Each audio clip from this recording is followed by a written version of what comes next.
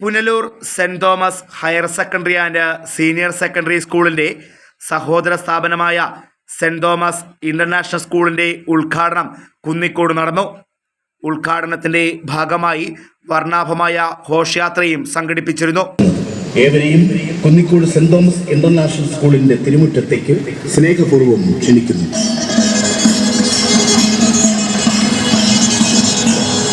കുട്ടികളുടെ അഭിരുചിക്കനുസരിച്ചുള്ള കായിക വിനോദങ്ങളിൽ പരിശീലനം പ്രത്യേകം നൽകും. നൂതനമായ ശില്പചാതുര്യത്തോടെ കുട്ടികൾ പഠിക്കുവാനുള്ള എല്ലാ അന്തരീക്ഷവും ഒരുക്കി കുന്നിക്കോടിന്റെ ഹൃദയഭാഗത്ത് ദേശീയപാതയുടെ സമീപത്തായി സെന്റ് തോമസ് ഇന്റർനാഷണൽ സ്കൂൾ ഇന്ന് രാവിലെ 10 മണിക്ക് ബഹുമാനപ്പെട്ട ഗതാഗത വകുപ്പ് മന്ത്രി ശ്രീ KB ഗണേഷ് കുന്നിക്കോട് നാടിനു വേണ്ടി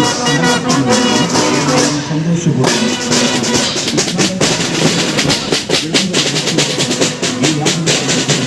കടന്നു വരുന്നത്. ഏവരെയും കുന്നിക്കോട് സെന്റ് തോമസ് ഇന്റർനാഷണൽ സ്കൂളിന്റെ തിരുമുറ്റത്തേക്ക് സ്നേഹപൂർവ്വം ക്ഷണിക്കുന്നു.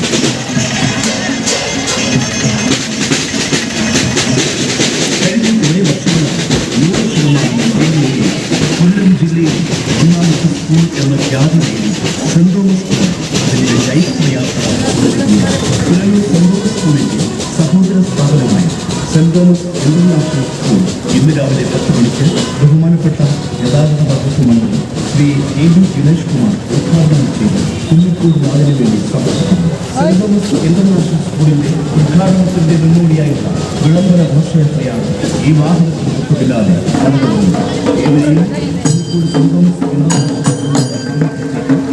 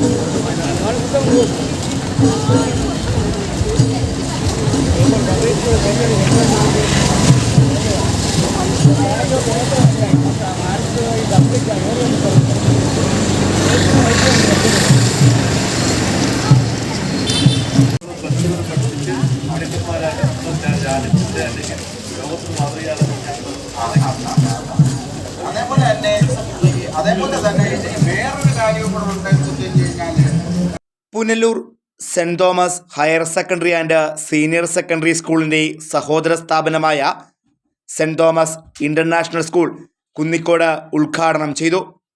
സംസ്ഥാന ഗതാഗത വകുപ്പ് മന്ത്രി KB ഗണേഷ് കുമാർ പുതിയ സ്കൂൾ ഉദ്ഘാടനം നിർവഹിച്ചു.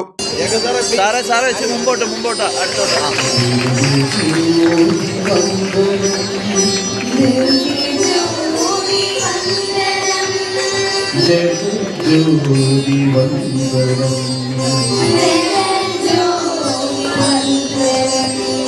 പരംജ്യോതി വന്ദനം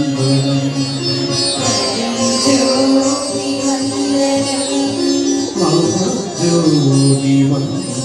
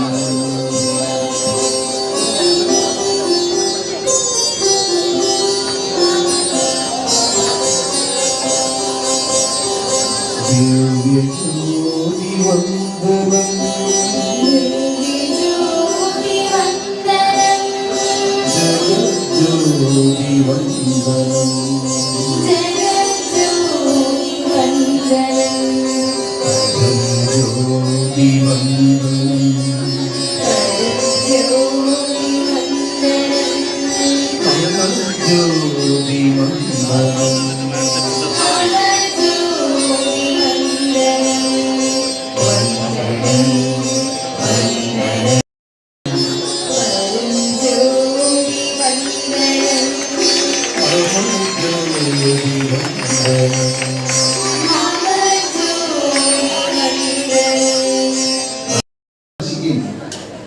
ജനാധിപത്യ ഗവൺമെന്റ് 7.5 വർഷം മുമ്പ് അധികാരത്തിലെത്തുമ്പോൾ ഏതാണ്ട് 8 വർഷം മുമ്പ് 8 വർഷത്തിന് മുമ്പ് തുടങ്ങി വെച്ച വിദ്യാഭ്യാസ പരിഷ്കരണ യജ്ഞം ഗ്രാമപ്രദേശങ്ങളിലെ അനേകം സ്കൂളുകൾക്ക് നല്ല മനോഹരമായ ബിൽഡിങ്ങുകളും നല്ല ഫർണിച്ചറും നല്ല സൗകര്യങ്ങളും ഒരുക്കി കൊടുത്തുകൊണ്ട് സ്കൂൾ വിദ്യാഭ്യാസ രംഗത്ത് ഒരു പൊതുവിദ്യാഭ്യാസ രംഗത്ത് വലിയൊരു മുന്നോട്ടം കൈവരിക്കാൻ. ഈ ഗ്രേഡ് ഒന്നും ആർക്കും മനസ്സിലാവില്ല. A+, A- എല്ലാം ആർക്കും മനസ്സിലാവാത്ത കാര്യങ്ങളാണ്.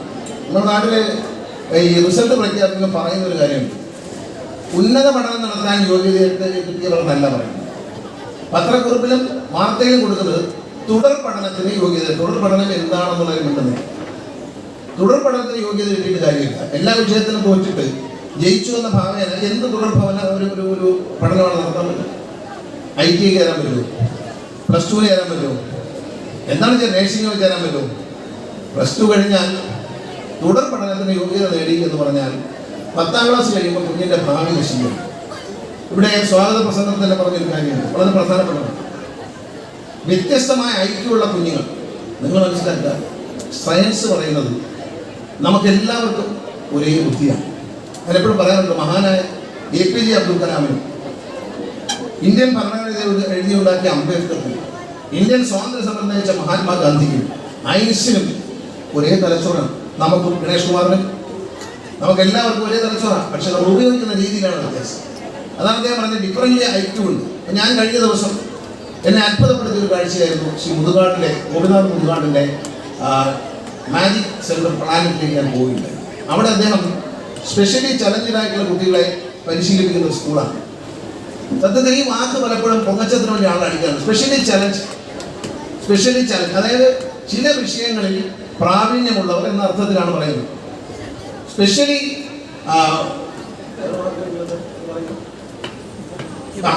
ഏബിൾഡ് ചൈൽഡ് എന്നാണ്. സ്പെഷ്യലി ഏബിൾഡ് ചൈൽഡ് എന്ന് പറയുമ്പോൾ പ്രത്യേകമായ ഒരു കഴിവുള്ള കുഞ്ഞ് എന്നാണ് പറയുന്നത്. ഞാൻ പലപ്പോഴും ശ്രദ്ധിച്ചിട്ടുണ്ട്, ഒരു പ്രത്യേക കഴിവ് കാണിക്കാൻ അവസരം ഉണ്ടായി കൊടുത്തില്ല. പടം വരയ്ക്കാൻ പോലും പഠിപ്പിക്കാറുണ്ട് പല സ്കൂളിലും. പക്ഷെ അവിടെ ചെന്നപ്പോൾ ഞാൻ കണ്ടത് അനുഭവപ്പെടുന്ന കാഴ്ചയാണ്. പടം വരയ്ക്കാൻ പഠിപ്പിക്കുന്നു. ആ ചിത്രം നിങ്ങളത് യൂട്യൂബിലുണ്ടെങ്കിൽ കാണാം. ഞാനവിടെ സന്ദർശിച്ചപ്പോൾ ഒരു കുട്ടി പാടുന്നു.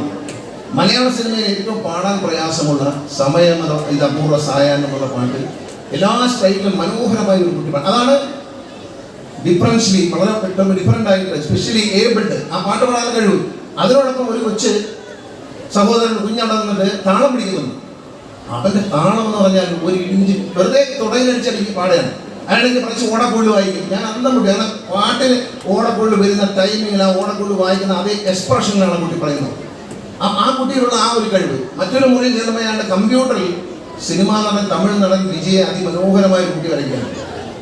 മറ്റൊരു മുറിയിൽ ചെല്ലുമ്പോൾ വിദേശത്ത് നിന്ന് ഇമ്പോർട്ട് ചെയ്ത സാധനങ്ങൾ വെച്ചുകൊണ്ട് ഇലക്ട്രോണിക് ആയിട്ടുള്ള ഒരു സർക്യൂട്ട് അസംബ്ലി ആണ് കുട്ടി.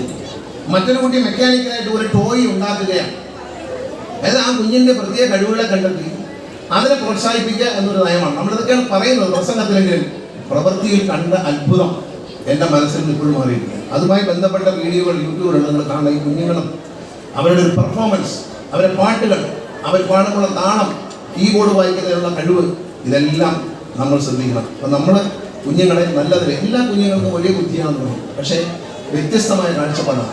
എൻ്റെ കുഞ്ഞിനെ മൊബൈൽ ഫോണിൽ കുത്തിയിരിക്കാനാണ് താല്പര്യമുണ്ട്, ശ്രദ്ധ പോയി. ഇന്നിപ്പോൾ ഞാൻ ഇങ്ങോട്ട് വരുമ്പോൾ കണ്ടു, കായംകുളത്തുനിന്ന് പോകുന്നൊരു ബസ്സിൽ ഒരു കണ്ടക്ടർ, അതിനകത്ത് എനിക്ക് കണ്ടക്ടർ എന്ന് പറഞ്ഞാൽ പ്രസൻസ് ഓഫ് മൈൻഡാണ്. ഒരാൾ പെട്ടെന്ന് ടിക്കറ്റ് കൊടുത്തുകൊണ്ടിരിക്കുന്ന സമയത്ത് പൈസ എണ്ണി വാങ്ങിച്ചുകൊണ്ടിരിക്കുന്നത് പെട്ടെന്ന് അടുത്തിരിക്കുന്ന ആൾ വെളിയിലേക്ക് തെറിച്ചു പോകാൻ. ഈ തെറിച്ചു പോകുന്ന ആളിനെ കൈ കൊണ്ട് അയാൾ പിടിച്ചു നിർത്തും. ഭാരമായ ടൈമിങ് ആരുടെ പ്രസൻസ് ഓഫ് മൈൻഡാണ്, അല്ല കരുതിക്കൊണ്ട് ചെയ്യുന്നതല്ല. അപ്പോൾ നമ്മൾ തീ എടുത്ത് പോകുമ്പോൾ കൈ കൊണ്ടാൽ നമ്മൾ വലിക്കില്ല. റിഫ്ലക്സ് ആക്ഷൻ എന്ന് പറയുന്ന പോലെ ഇയാൾ റിഫ്ലക്സ് ആക്ഷനിൽ പിടിക്കുകയാണ്. കരുതി കൂട്ടി രക്ഷിക്കണമെന്നോ നാളെ ആ TV ചിത്രങ്ങൾ യൂട്യൂബിൽ വൈറലാണോ ഒന്നും ഉദ്ദേശിച്ചില്ല. ഒരൊറ്റ പിടിയാണ്. എന്തുകൊണ്ടെന്നാൽ അയാൾ പരിസരത്തെ പറ്റി ബോധവാനായത്. നമ്മുടെ കുഞ്ഞുങ്ങൾ മനസ്സിലാക്കേണ്ട പരിസരത്തെ പറ്റി അടുത്തൊരാളെ കൊണ്ട് അപ്പുറത്തൊരു പ്രായമാണെന്ന് കൊണ്ട് ഞാൻ ടിക്കറ്റ് കൊടുത്തുകൊണ്ടിരിക്കുകയാണ്. പെട്ടെന്ന് മറ്റേ ആൾ പിടിച്ചു. എന്താണ് അടുത്തേക്കുന്ന ആളെ പറ്റി ഒരു ശ്രദ്ധയുണ്ട്. മറ്റൊന്നല്ല മൊബൈൽ കുത്തിയിരുന്ന ഇവിടെ തീ പിടിച്ചാൽ ആറ്റം ബോംബ് കൊണ്ടാലും അറിയത്തില്ല. ചടങ്ങിൽ school chairman Santhosh K. Thomas അധ്യക്ഷനായിരുന്നു. സ്കൂൾ മാനേജരും സീനിയർ പ്രിൻസിപ്പളുമായ ജേക്കബ് തോമസ് സ്വാഗതം പറഞ്ഞു. വിളക്കുടി ഗ്രാമപഞ്ചായത്ത് പ്രസിഡന്റ് KR ശ്രീകല ചടങ്ങിൽ മുഖ്യാതിഥിയായിരുന്നു. തോംസിയൻ സ്വപ്നക്കൂട് പദ്ധതിയുടെ താക്കോൽദാന ചടങ്ങ് കൊല്ലം ജില്ലാ പഞ്ചായത്ത് അംഗം അനന്തുപിള്ള നിർവഹിച്ചു. പത്തനാപുരം ബ്ലോക്ക് പഞ്ചായത്ത് അംഗം സി വിജയൻ ചടങ്ങിൽ മുഖ്യ പ്രഭാഷണം നടത്തി. പുനലൂർ നഗരസഭ മുൻ chairman M A. Rajagopal, Muhammad Aslam, block panchayat ക്ഷേമകാര്യ standing committee chairman C Vijayan, വിദ്യാഭ്യാസ standing committee chairperson Soumya Philip, Punalur municipality മുൻ ചെയർമാൻ കെ രാജശേഖരൻ, ഗ്രാമപഞ്ചായത്ത് അംഗം advocate B Shamnath, Shahul Kunnicode, N Anilkumar, Suni Suresh, Leena Suresh, school ഡയറക്ടർമാരായ Lillykutty Thomas, V S Thomas, Jibi Jacob, Alex Thomas, school vice principal Mary Abiya Tomson, school പ്രഥമാധ്യാപിക Lizzy Alexander, Shine Babu, M Noushad, B J Riyas, B Shah Jahan, Kunnicode Shah Jahan, ചന്ദ്രൻ, സലീം സൈനുദ്ദീൻ, വാഹിദ് എന്നിവർ സംസാരിച്ചു. School principal S ശ്രീന ചടങ്ങിൽ നന്ദി രേഖപ്പെടുത്തി. CBSE സിലബസിൽ ഇന്റർനാഷണൽ സ്കൂളിലെ എല്ലാ ആധുനിക സൗകര്യങ്ങളും സജ്ജമാക്കിക്കൊണ്ട് കുന്നിക്കോട് കൊല്ലം തിരുമംഗലം ദേശീയപാതയോരത്ത ശാസ്ത്രി ജംഗ്ഷന് സമീപത്താണ് പുതിയ സ്കൂൾ പ്രവർത്തനം ആരംഭിച്ചിരിക്കുന്നത്. ഉദ്ഘാടന ചടങ്ങിന്റെ ഭാഗമായി ഘോഷയാത്രയും വൈകുന്നേരം കുട്ടികളുടെ വിവിധ കലാപരിപാടികളും അരങ്ങേറി. Fox TV news bureau, Punalur.